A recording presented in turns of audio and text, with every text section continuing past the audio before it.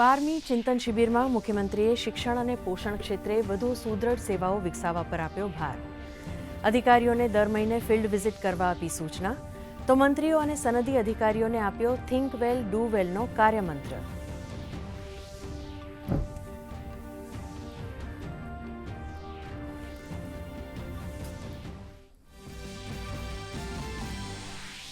બારમી ચિંતન શિબિરમાં આરોગ્ય, પોષણ, હરિત ઉર્જા અને ક્ષમતા નિર્માણ સહિતના મુદ્દે તૈયાર કરાયા વિઝન ડોક્યુમેન્ટ્સ.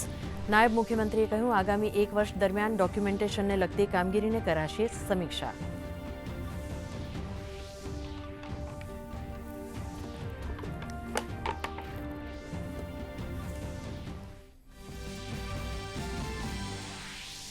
રાષ્ટ્રીય એકતા યાત્રાનું વડોદરા શહેરમાં ઉષ્માભર્યું સ્વાગત. કેન્દ્રીય મંત્રી જેપી નડ્ડાએ કહ્યું, કોંગ્રેસ સરકારે સરદાર વલ્લભભાઈ પટેલના યોગદાનને બદ ઇરાદાપૂર્વક ઇતિહાસમાંથી ભૂંસવાનો કર્યો પ્રયાસ.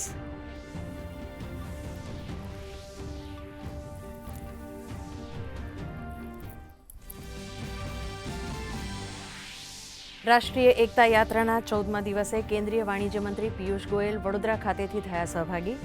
અર્થતંત્ર મોરચે જીડીપી દરમાં નોંધાયેલા ઉછાળા પર વ્યક્ત કરી ખુશી. વિકાસ સાથે વિરાસતને પણ જાળવવાનો કર્યો અનુરોધ.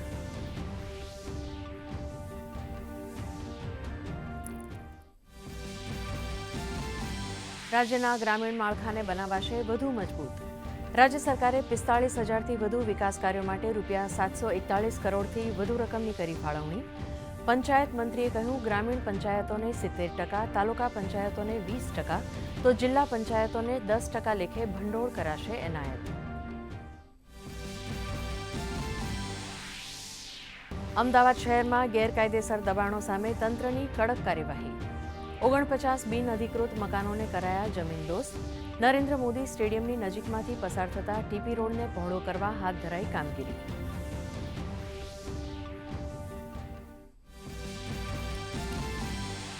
છેલ્લા 7 વર્ષોમાં 585 નક્સલ પ્રભાવિત જિલ્લાઓની સંખ્યા ઘટીને આજે માત્ર 11 થઈ.